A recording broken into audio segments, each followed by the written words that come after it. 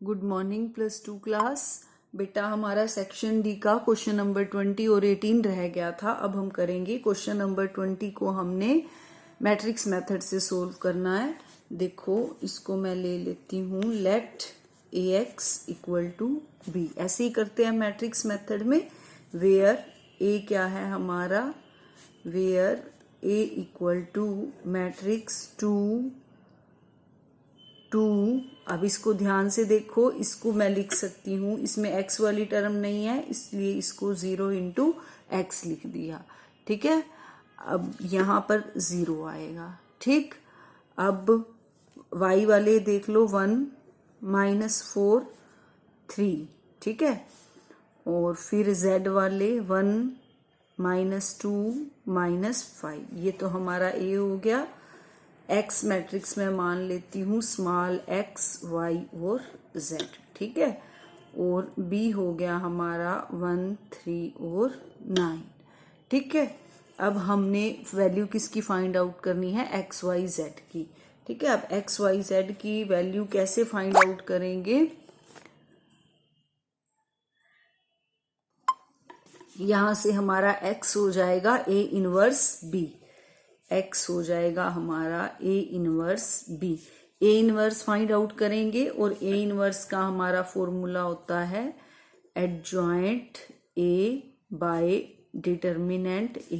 ठीक है, अब हमने सबसे पहले ये देखना है कि हमारा डिटर्मिनेंट a कब एग्जिस्ट करता है, जब a हमारा क्या होता है, नॉन सिंगुलर मैट्रिक्स।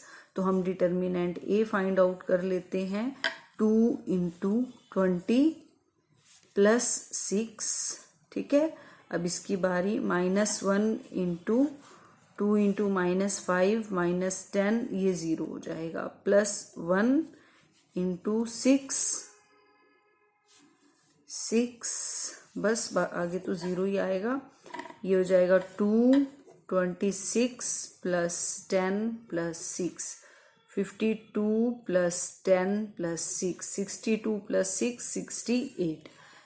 इसीलिए ये नॉट इक्वल टू 0 है, तो हमारा determinant A not equal to 0 है, इसीलिए ए इनवर्स एग्जिस्ट। ठीक है, अब ए इनवर्स एग्जिस्ट करता है तो हम क्या फाइंड आउट करेंगे, एडजॉइंट ए। एडजॉइंट ए निकालने के लिए पहले हमें इसके कोफैक्टर्स निकालने होंगे। तो हम मैट्रिक्स ए के जो एलिमेंट हैं उनके कोफैक्टर्स निकालेंगे। सबसे पहले a11। ठीक है, a11 यानी इसका कोफैक्टर ऑफ 2। कैसे निकालोगे, ये गया और ये गया।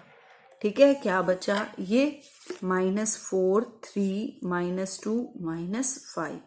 ठीक है, अब इसको सोल्व करो, क्या आएगा, 20 प्लस 6। ठीक है, कितना आ जाएगा, 26। ठीक है, अब क्या निकालें, a12। ठीक है, 1 2 है, ओड है यहाँ, 1 + 2 3, इसीलिए यहाँ क्या आएगा, नेगेटिव साइन। a12 को छुपाओ ऐसे, है ना, इसकी ही रो और इसका कॉलम छुपाएंगे तो ये बचा 2 0 -2 -5।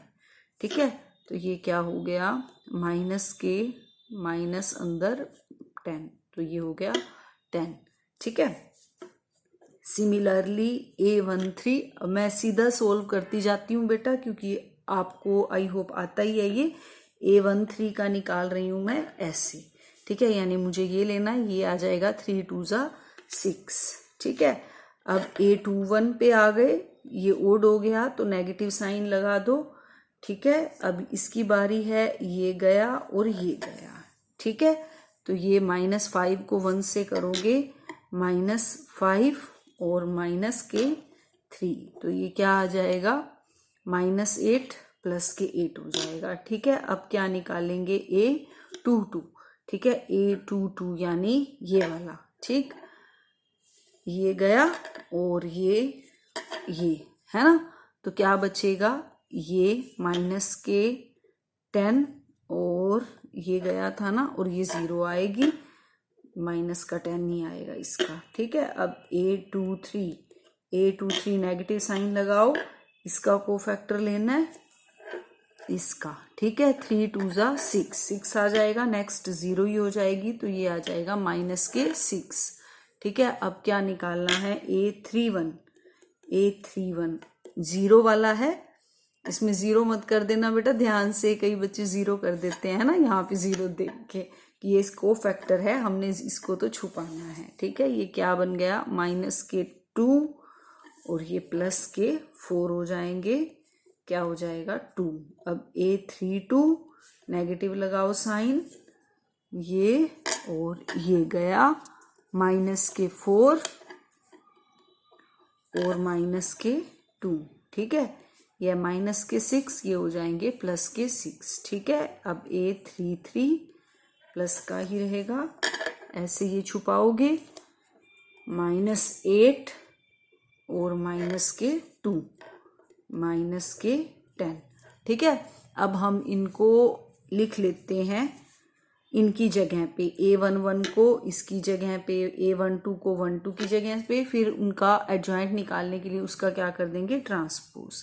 ठीक है, तो अब मैं निकाल देती हूँ एडजॉइंट A के लिए, ये आया मेरा 26 10 6 8 -10 -6। ठीक है, 2 6 और -10, हमें इसका क्या करना है ट्रांसपोज। ठीक है, ट्रांसपोज के लिए रोज को कॉलम में चेंज करेंगे, कॉलम को रोज में। 26 10 6 फर्स्ट रो को मैंने फर्स्ट कॉलम में चेंज कर दिया, अब मैं सेकंड रो को सेकंड कॉलम में चेंज कर रही हूँ। अब थर्ड रो को थर्ड कॉलम में, 2 6 -10। ठीक है, ये तो हमारा हो गया एडजॉइंट ए। हमें फाइंड क्या करना है ए इनवर्स, यानी adjoint A by determinant A. Determinant A हमारा निकला था 68, है ना, तो 1/68 और एडजॉइंट ए 26 10 6 8 -10 -6 2 6 और -10। ठीक है, अब ए इनवर्स और क्या चाहिए बी। ए इनवर्स के लिए हमें एडजॉइंट ए तो हो गया बाय डिटर्मिनेंट ए, हो गया हमारा ए इनवर्स। अब हमने एक्स निकालना है। ठीक है, निकालना तो हमने एक्स है ना, एक्स क्या होता है A inverse B. A inverse ये है। ठीक है, 1/68 26 10 6 8 -10 -6 2 6 -10 बी, बी है 139। ठीक है, तो अब मैं इसको मल्टीप्लाई कर देती हूँ। ठीक है, देखो ये हो जाएगा अपना 1/68, बाहर ही रहने दो, फर्स्ट रो को फर्स्ट कॉलम से 26 + 24 + 18, है ना, first row first column, second row first column 10 -30 + 54। अब इसको करो 6 -18 -90। ठीक है, अब करो इसको सोल्व। 1/68 ये हो जाएगा 6 और 4 10 और 8 18, 2 और 2 4 और 2 6। अब इसको करो 64 में से 30 घटाओगे तो ये आएगा 4 3 34। अब 6 में से माइनस के क्या आ जाएंगे, ये माइनस के 8, 108 में से 6 घटाओ 201 माइनस के 102। ठीक है, इसको चेक कर लो भाई, मिस्टेक तो नहीं हुई। 6 -18 और माइनस के 90। ठीक है, ये कट नहीं रहा ना, कहीं से कोई गड़बड़ तो नहीं हुई। करो इसको, ये 68 से 68 कट जाएगा 1, ये 34/68 आएगा 1/2 और ये माइनस के 102/68 ये आएंगे 2 पंजे 10, 2 एकम 2, 2 तिये 6, 2 चौके 8, ये 17 पे कट गया, 17 × 3 = 51, 17 दूनी 34, ये आएगा माइनस के 3/2। ठीक है, तो ये हमारी किसकी वैल्यूज आ गई, एक्स वाई जेड की, क्योंकि एक्स मैंने क्या माना था ए इनवर्स बी, एक्स हमारा ए इनवर्स बी था ना, तो मैंने ए इनवर्स को बी से मल्टीप्लाई कर दिया, वो क्या निकल आया अपना एक्स, एक्स के इक्वल है, और एक्स क्या है, एक्स वाई और जेड। ठीक है, तो एक्स वाई जेड इसके इक्वल आ गया 1/2 माइनस 3/2। तो आप यहाँ लिख सकते हो x1 y1/2 और z 3/2, ये हमारा आंसर हो। ठीक है, अब हम करेंगे क्वेश्चन नंबर 18। क्या है गिवन है हमें, there are 2 types of fertilizer F1 and F2। ठीक है, तो हम 2 टाइप्स ऑफ फर्टिलाइजर लिख लेते हैं, F1 है और F2 है। ठीक, अब क्या है, F1 में 10% नाइट्रोजन है, नाइट्रोजन और फास्फोरिक एसिड, ये इसको हम P का नाम दे देते हैं। 10% nitrogen and 6% phosphoric acid. F2 में क्या है, 5% नाइट्रोजन और 10% phosphoric acid. After testing the soil condition, a farmer finds that she needs at least 14 kilogram of nitrogen. अब नाइट्रोजन का कॉलम ये है, तो वो हमें कितनी चाहिए, एट लीस्ट 14 किलोग्राम। ठीक है, एट लीस्ट चाहिए, तो ऐसे हो जाएगा, 14 से कम बिल्कुल नहीं हो सकती, या तो उससे ज़्यादा होगी या उसके बराबर होगी। ठीक है, और ऐसे ही हमें जो फास्फोरिक एसिड है वो भी एट लीस्ट कितनी चाहिए, 14 किलोग्राम, तो ये भी ऐसे आएगा। ठीक है, इफ F1 कोस्ट, अब ये कोस्ट की बात कर रहे हैं तो यहाँ कोस्ट लिख दो। कोस्ट F1 का कोस्ट कितना है, 6 रुपीज kg पर kg, और F2 का कोस्ट है 5 रुपीज पर kg। Determine how much of each type of fertilizer should be used, कि वो अपनी सोयल में कितना फर्टिलाइजर यूज करे कि न्यूट्रिएंट्स जो हैं उसको, जो रिक्वायरमेंट्स है वो भी पूरी हो जाए और मिनिमम कॉस्ट लगे उसका। ठीक है, तो देखो बेटा, जो हमने फाइंड आउट करना है, हमने फाइंड आउट करना है how much of each type of fertilizer, कि हर टाइप की जो फर्टिलाइजर है यानी F1 और F2 वो कितनी यूज की जानी चाहिए। ठीक है, तो हम ये मान लेंगे कि हमें जो F1 है वो x किलोग्राम यूज करनी चाहिए। Let x kilogram of F1 and F2 y kilogram of F2 should be used. ठीक है, अब क्या है, अब ये कह रहे हैं कि कोस्ट उसका क्या होना चाहिए, मिनिमम, तो मैं कोस्ट भी मान लेती हूँ, let z be total cost. ठीक है, अब हमने कोस्ट में भी इक्वेशन बनानी है और हमने इसमें भी बनानी है, एक्स वाई में भी। ठीक है, तो अब हम कंसंट्रेंट्स बनाएंगे यानी लीनियर इनइक्वालिटीज बनाएंगे। देखो कैसे बनाते हैं, अब हम x किलोग्राम हमने F1 का लेना है। ठीक है, अब उसमें नाइट्रोजन होनी चाहिए F1 में 10%। ठीक है, अब हमने F1 का कितना लेना है, x किलोग्राम। ठीक है, x किलोग्राम में नाइट्रोजन कितनी होनी चाहिए, 10%, यानी x का 10%, x का 10%। ठीक है, ये तो क्या होनी चाहिए, नाइट्रोजन, और नाइट्रोजन F2 में कितनी होनी चाहिए, 5%। हम F2 कितना ले रहे हैं, y किलोग्राम। ठीक है, तो y किलोग्राम में नाइट्रोजन कितनी हो जाएगी, 5%, यानी y का 5%। ठीक है, और ये दोनों मिलाकर F1 और F2 मिलाकर कितना होना चाहिए, मिनिमम 14 किलोग्राम। ठीक है, अब इसको सोल्व कर लेते हैं। ये 0 से 0 कट गया, x/10 प्लस 5 1 ज़ा 5, 5 2 ज़ा 10, y/20 ग्रेटर देन और इक्वल टू 14। ठीक है, अब एलसीएम लेंगे, 20 एलसीएम आ जाएगा, 2x plus Y greater than और equal to 14, 2x plus Y greater than और इक्वल टू 280। ठीक है, ये हो गई हमारी लीनियर इनइक्वालिटी 1। ठीक है, अब हम फास्फोरिक एसिड देखते हैं। 6% फास्फोरिक एसिड चाहिए F1 में, यानी जो F1 का हम कितना ले रहे हैं, x किलोग्राम ले रहे हैं, x किलोग्राम में फास्फोरिक एसिड कितनी होनी चाहिए, 6%, यानी x का 6%। ठीक है, x का 6% यानी 6x/100। ठीक है। और F2 में फास्फोरिक एसिड कितनी होनी चाहिए 10%, जो कि हम Y ले रहे हैं, Y का 10%, Y का 10%, ये दोनों मिला के कितने हो जाएंगे एटलीस्ट 14 किलोग्राम। ठीक है, तो अब ये एलसीएम लोगे, ये तो कट ही गया, 100 आ जाएगा एलसीएम। ठीक है, 6x plus 10y greater than और इक्वल टू 14, तो ये हो जाएगा 6x plus 10y greater than और इक्वल टू 1400।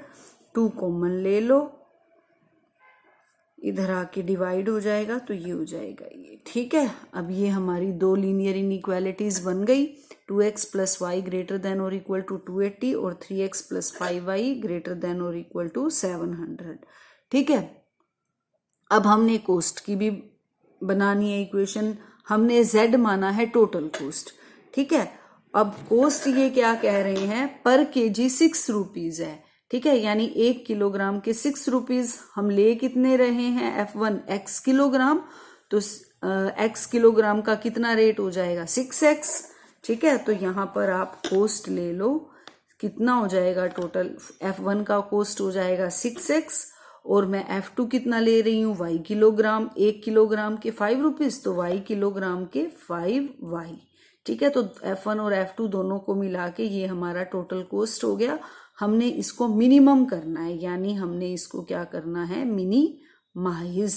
ठीक है, मिनिमाइज करना है किसको, हमने z को। ठीक है, यानी हमने मिनिमम वैल्यू फाइंड आउट करनी है। अब हम इसका क्या बनाएंगे ग्राफ, जो ये हमारी फर्स्ट है 2x plus Y equal to 280, पहले मैं इसका ग्राफ बनाती हूँ, पहले इसकी टेबल बना लेते हैं।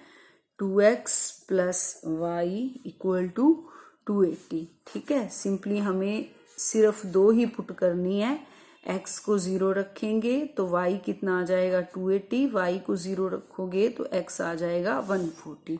ठीक है, अब मैं इसका ग्राफ बना लेती हूँ। इसके ग्राफ में हमने नेगेटिव तो जाना ही नहीं है।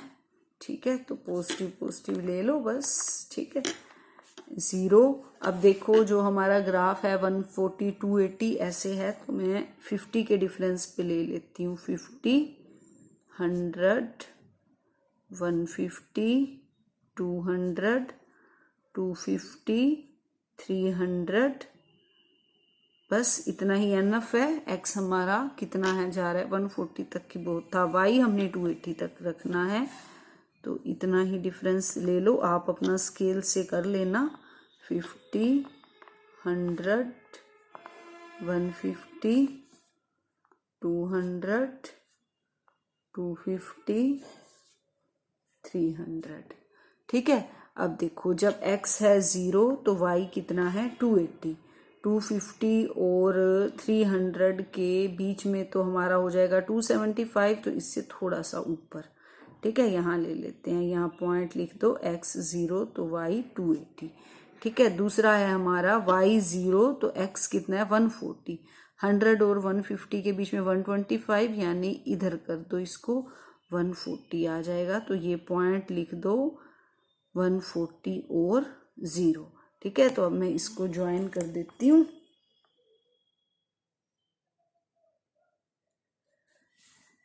आप इसको स्केल से कर लेना ज्वाइन। ये वाला पॉइंट है अपना, ऐसे बन जाएगी।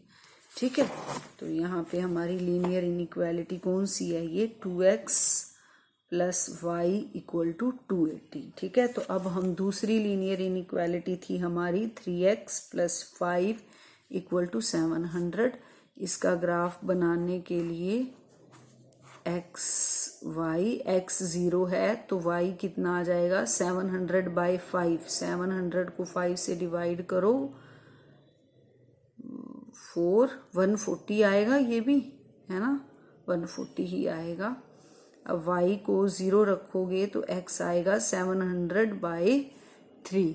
ठीक है, अब इसका पहले हमने ग्राफ भी तो देखना था, इसका ग्राफ देखो किस साइड बनेगा। हमारी जो लीनियर इनइक्वालिटी थी उसमें ये वाला साइन था 2x plus Y greater than और इक्वल टू 280, इसमें ओरिजिन पुट करेंगे, 0 0 पुट करेंगे तो 0 बड़ा होता है 280 से, गलत नहीं होता, तो इट मीन्स इसका ग्राफ इस साइड होगा। ठीक है, हमारा लेना हमने फर्स्ट क्वाड्रेंट में ही है। ठीक है, क्योंकि एक्स और वाई तो पॉजिटिव ही रहेंगे ना, फर्टिलाइजर्स हैं, नेगेटिव कैसे हो सकते हैं। ठीक है, अब हम इसका ग्राफ बनाते हैं। x कितना है 0, तो y कितना है 140 150 यहाँ है, तो इससे थोड़ा सा नीचे ले लो, 0 और 140। y 0 तो x कितना है 700/3, इसे डिवाइड करोगे 3 2 6, 3 3 9, 3 3 9, 233 पॉइंट समथिंग हो जाएगा आपका ये। तो y 0 तो x कितना है 233, यानी इसके बीच में 225 से थोड़ा सा आगे कर लो यहाँ। ठीक है, ये पॉइंट हो जाएगा हमारा 700/3 0। ठीक है, अब ये वाला पॉइंट और ये वाला पॉइंट, इसको हम ज्वाइन कर देते हैं। ठीक है,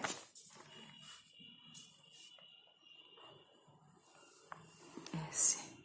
ठीक है, आपने स्केल से कर लेना भाई।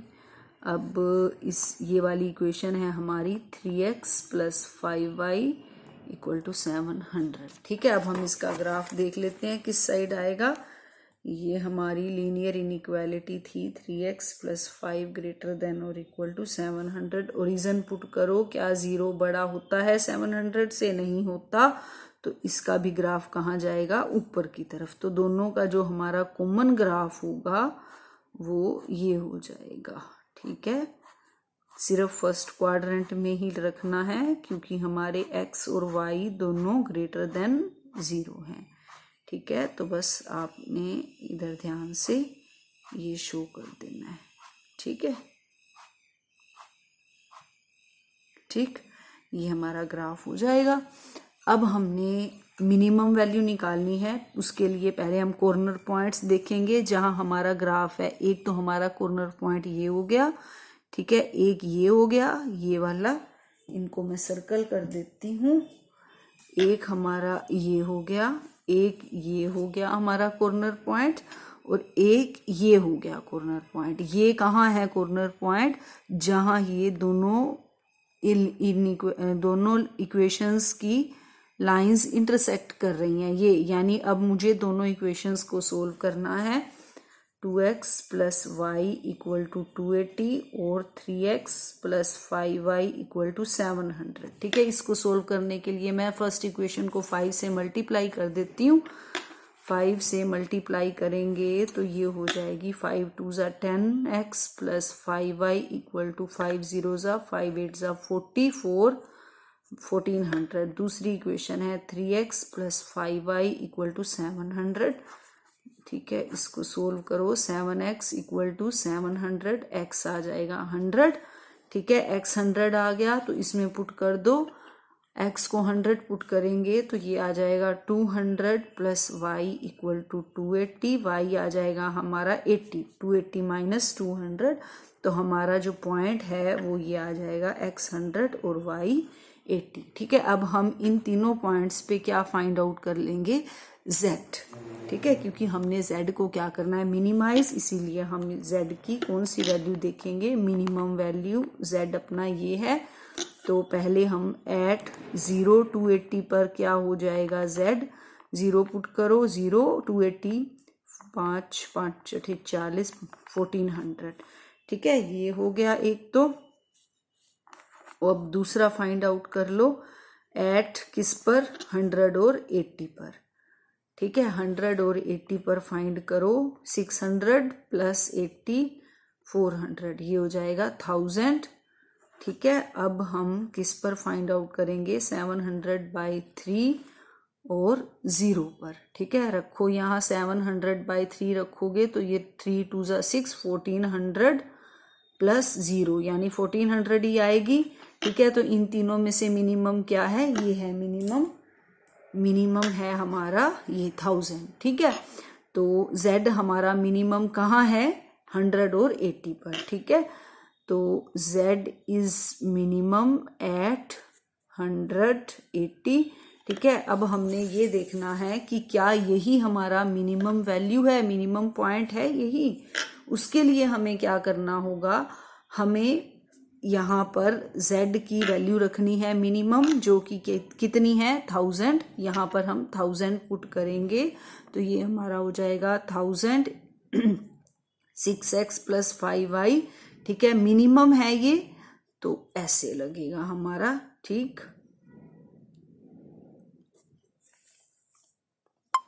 मिनिमम है तो ये इक्वल का साइन नहीं आएगा। और दूसरी बात बेटा कि अब जो हमारा ग्राफ है वो कैसा ग्राफ है, ओपन बन रहा है ना, यानी अनबाउंडेड है ना, इसमें कहीं पर भी कोई रिस्ट्रिक्शन नहीं है, मतलब कोई और लाइन नहीं है, ये कवर्ड नहीं है ग्राफ, अनबाउंडेड ग्राफ है ये। तो अब मुझे ये देखना पड़ेगा कि क्या मिनिमम वैल्यू अनबाउंडेड ग्राफ में कोई और भी है। ठीक है, उसके लिए मुझे क्या करना होगा, उसके लिए मुझे इसका दोबारा से लाइन ड्रा करके देखनी होगी कि क्या इस अनबाउंडेड ग्राफ के साथ कोई कॉमन पॉइंट तो नहीं है। अगर नहीं है तो हमारी मिनिमम वैल्यू यही होगी। ठीक है, तो अब हम देख लेते हैं कि क्या इसकी कोई और मिनिमम वैल्यू है। उसके लिए मुझे सेम वही प्रोसेस करना होगा। ठीक है, वही प्रोसेस का मतलब 6x + 5y = 1000 का ग्राफ जैसे हम बनाते हैं। देखो 6x + 5y = 1000 है, तो इसकी टेबल बनाएंगे। अब x को 0 रखोगे तो y कितना आएगा 200, y को 0 रखोगे x आएगा 1000/6, यानी 2 से कट गया 500/3। 500 को 3 से डिवाइड करो, 3 × 1 = 3, 3 × 6 = 18, 2 0, 3 × 6 = 18, 2 166.30। तो हम बना लेते हैं, x कितना है 0 और y है 200। तो इसमें हम बना लेंगे x है 0 तो y कितना है 200, यानी यहाँ।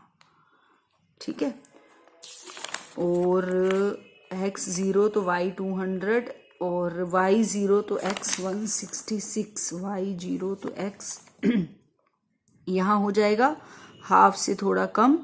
ठीक है, यहाँ पर आप ड्राई कर लेना, y 0 तो x 500/3। ठीक है, अब ये पॉइंट हो गया हमारा। ठीक, अब इन दोनों को जब हम ज्वाइन करेंगे बेटा, इसको और इसको, तो हमने डॉटेड लाइन लगानी है। ठीक है, ये आपने ध्यान रखना है क्योंकि ये हमारी जो है लीनियर इनइक्वालिटी है जिसमें कि हमारा इक्वल का साइन नहीं है। ठीक है, मिनिमम साइन, मिनिमम वाला साइन है। ठीक है, तो ये हमारा ग्राफ बन गया। ठीक, अब हम देख रहे हैं बेटा कि इसमें जब मैं ओरिजिन पुट करती हूँ, इसमें अब आप ओरिजिन पुट करके देखो तो हमें ये पता लग जाएगा कि इसका ग्राफ किस साइड बनेगा। 0 पुट करो x को भी और y को भी। ठीक है, तो 0 और ये 1000, क्या 0 बड़ा छोटा है 1000 से? बिल्कुल सही होता है, तो ये ट्रू है। ठीक है, इट मीन्स ग्राफ किस तरफ बनेगा, ओरिजिन वाली साइड। ठीक है, तो इस लाइन के इस तरफ ग्राफ जाएगा। ठीक है, इसका मतलब इसका इस तरफ से कोई रिलेशन नहीं है। ठीक है, इधर ग्राफ जा रहा है, इस साइड ग्राफ जा रहा है इसका। ठीक है, इट मीन्स आप क्या लिखोगे कि there is no common point. ठीक है, देयर इज नो कॉमन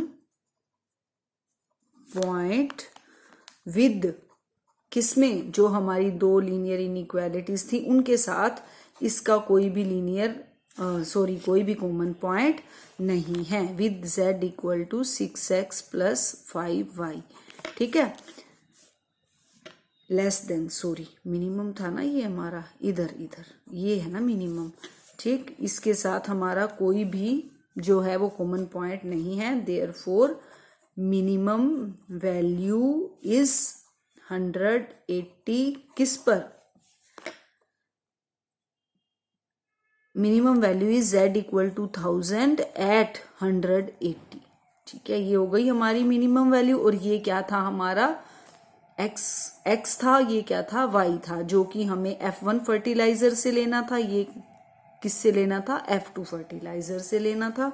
ठीक है, तो अब आप ये लिख दोगे कि x किलोग्राम यानी 100 kilogram of F1 and 80 kilogram of F2 should be used.